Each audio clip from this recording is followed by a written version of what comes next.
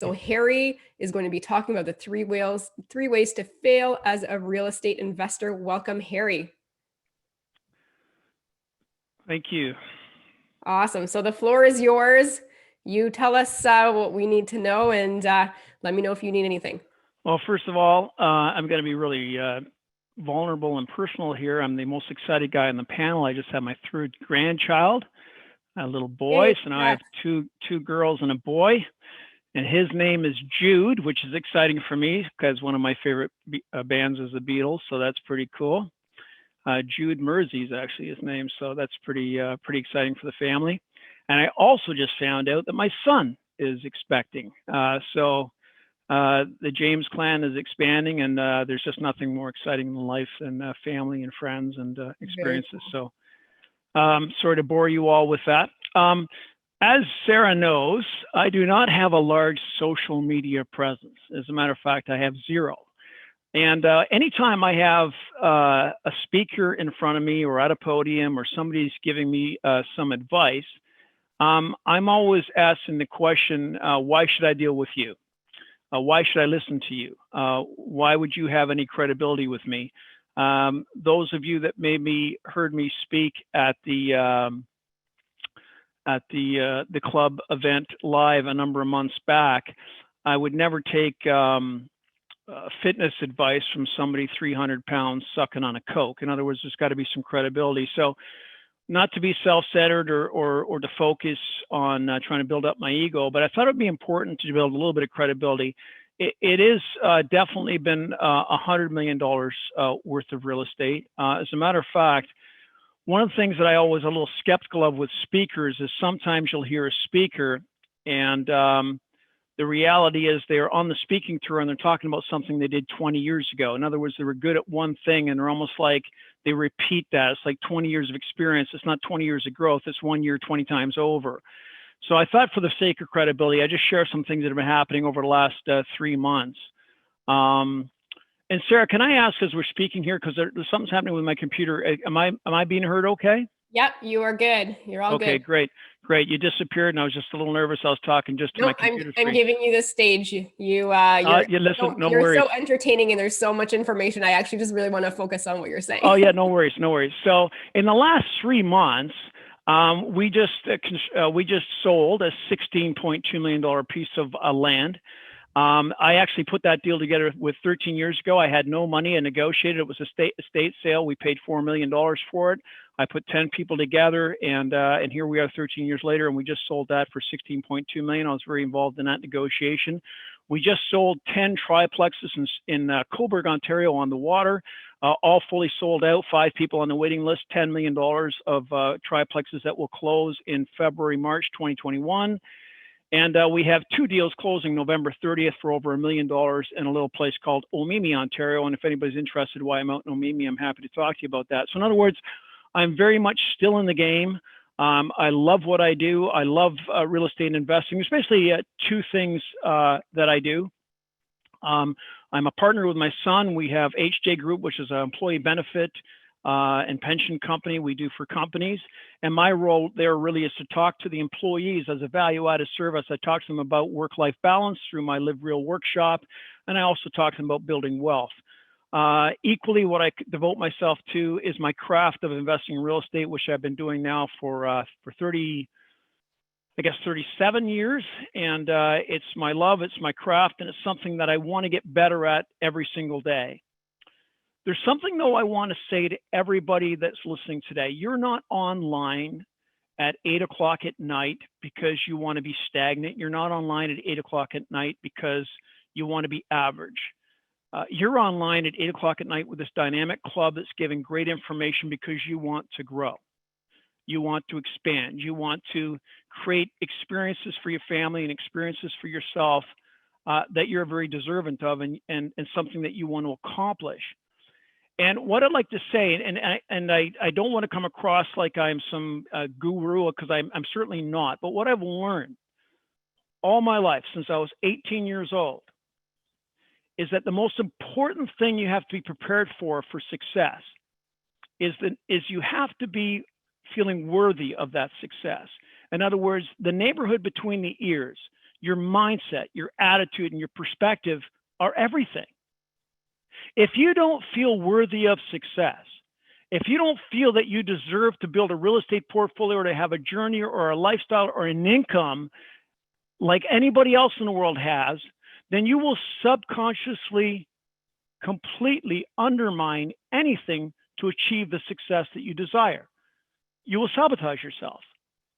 The most important thing you can do as a real estate investor or as a business person is make sure that you're top down, not bottom up.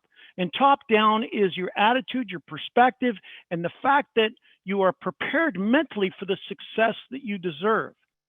And the reason I wanted to start with that is if you are not mentally prepared for that success, if you don't feel deserving of it, if you put yourself down, if you say, oh, geez, I've only got so much of an education, or you have no idea what I've done in my past, or geez, you have no idea what my family's all about, or how people view me, or whatever it might be. I'm no good speaking to people. I'm no good with math, whatever it might be that's holding you down. You have to somehow eliminate that.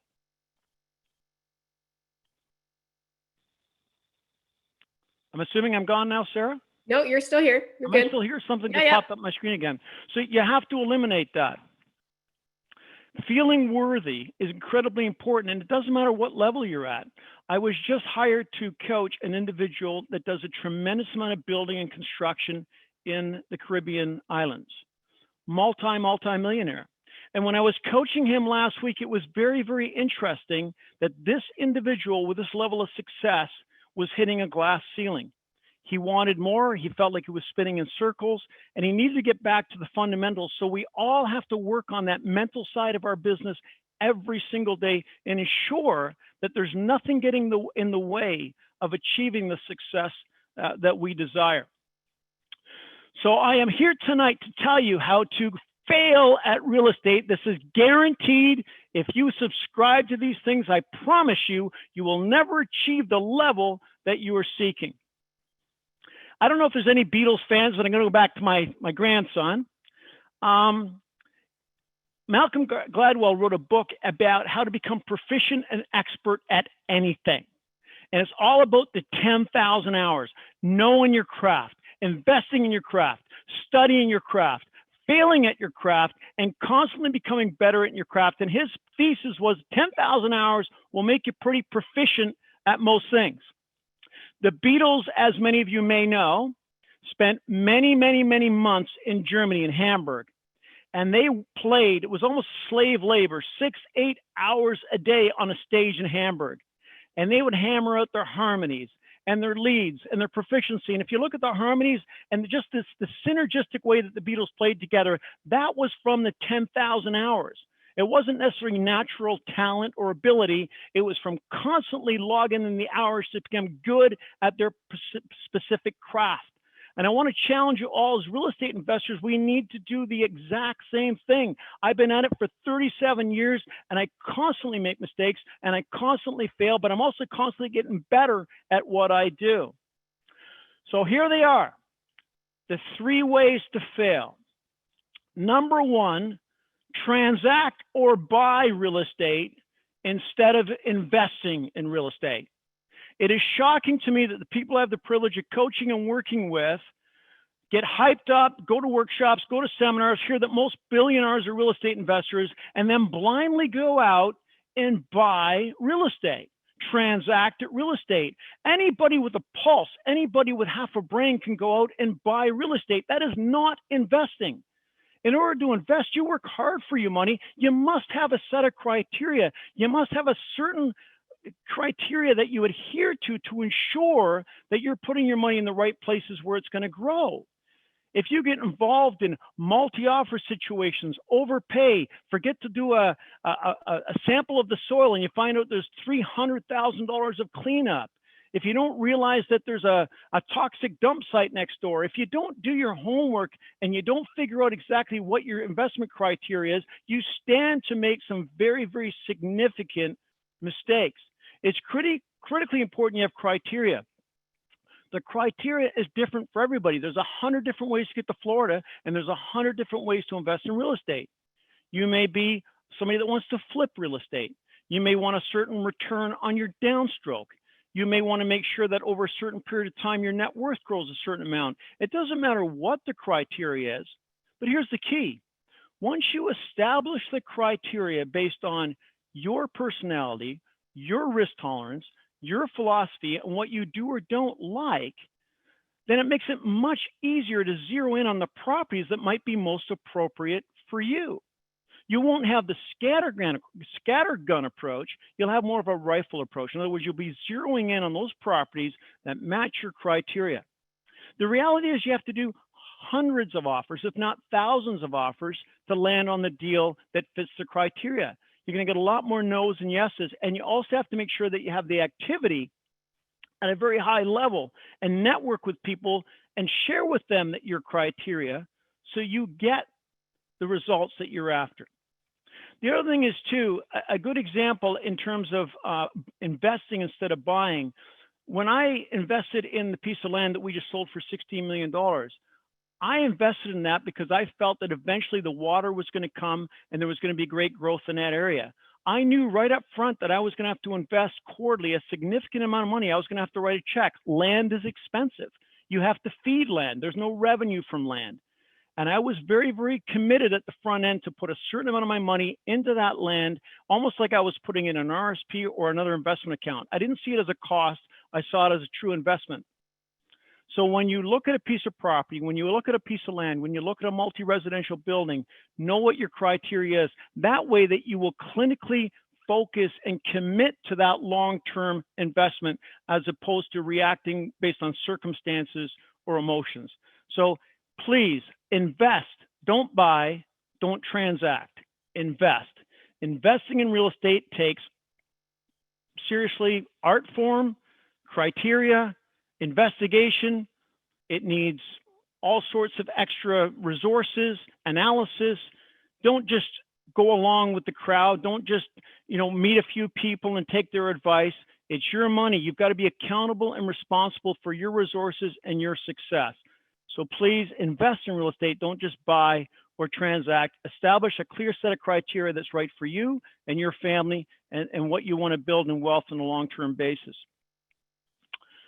I'd like to encourage anybody, by the way, as I am speaking this evening, I'd really like to have more of a conversation. So if there's anybody that wants to challenge that point of view or ask me any questions as I'm going, please feel free to ask me and I will completely ignore you. Secondly, impatience. I have seen so many people get impatient with real estate. Listen, the key to real estate, and again, I challenge anybody on the line tonight, the key to real estate is time and perseverance. It is not a quick fix. It is not something you're going to get rich at overnight. It is time and perseverance, and you've all heard me say this before, it is not easy. Despite what everybody says, despite what the people in the 3 o'clock in the morning on TV say, despite what the little handwritten paperback book says, it is not easy. Like any craft, like anything worthwhile, real estate requires time and perseverance, and it requires you to know your craft and take it seriously. Here's what I've seen. Somebody has an $800,000 asset. Maybe it's a triplex. I've seen this with my own eyes, front row seat. And they invest, they start to win, and they recognize that they've made $100,000. They get impatient. They want to consume. They want to be the rock stars. They want to go to Vegas. They want to buy that car. So they cash in, and they take the $100,000 and spend it instead of hanging in for the long haul. Now, what sense does it make? And I'm all addicted to opium. I'm very addicted to opium. I heard the other guests say they're addicted to opium. Other people's money. Why would you sell off an $800,000 asset that was going to be fully paid for by other people over a 15 or 20-year period to cash in on $100,000 and spend it? It doesn't make any logical sense whatsoever. If you're going to commit to building wealth in real estate, you have to commit to going through the whole process. And the magic of OPM is when you have that triplex and you're up $100,000, stay the course. Let the other people pay it off in the long term. Don't succumb to emotion. Don't succumb to wanting to have that immediate gratification. True wealth comes from sticking with the program and making sure that over the long haul, other people pay off those assets on your behalf. Here's what else happens. You buy a piece of real estate, and I've seen this happen in many nouveau investors. All of a sudden, you find out that somebody is raising chinchillas in the basement or have a grow op, and your automatic reaction is, holy cow, this is going to be hell on wheels. I'm going to sell it. No, it's just a bump in the road. It is not easy. Whether it's somebody squatting and not paying the rent, whether it's chinchillas in the basement, whether it's a furnace that fails or a roof that collapses, that's part of the game. It's called monopoly, folks. Hang in for the long haul. It is not easy. It's simply a hurdle. Deal with it. That's why you get the big bucks at the end.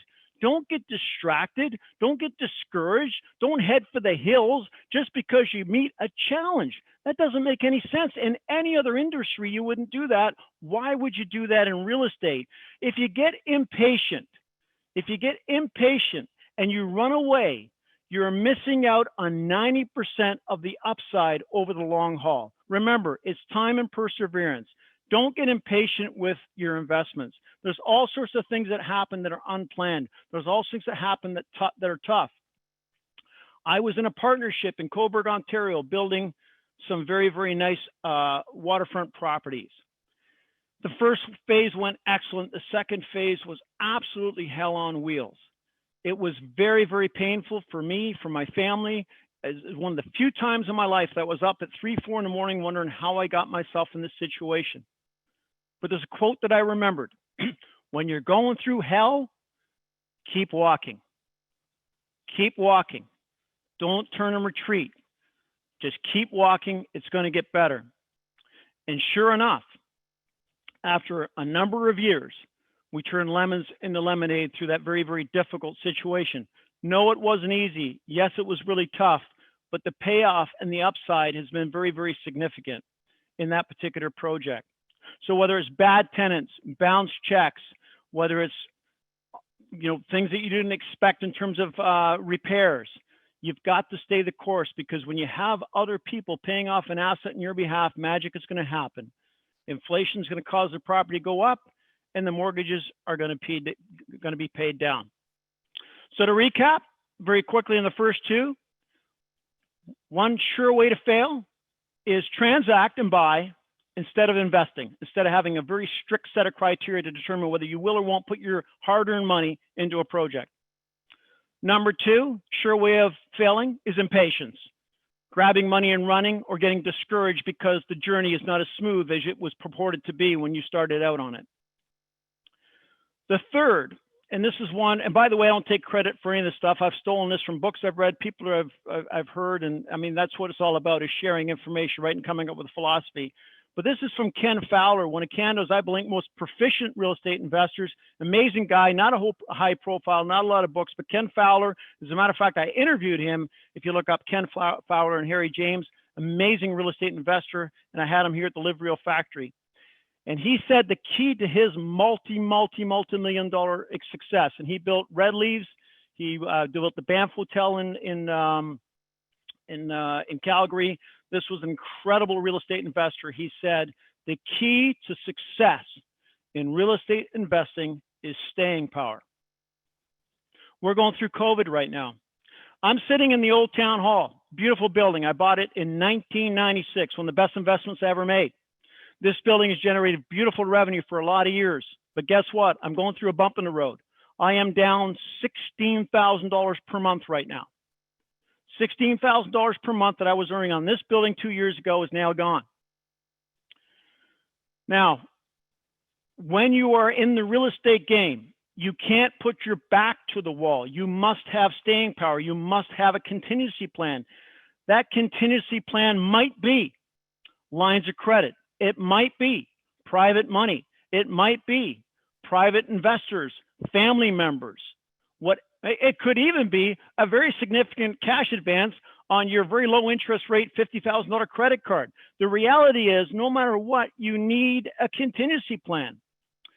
When you go through real estate, there inevitably, especially with what we're going through right now, there's going to be trials and tribulations. Commercial real estate's real tough right now. Finding commercial real estate people to tenants to lease your property. Very, very difficult right now. What do?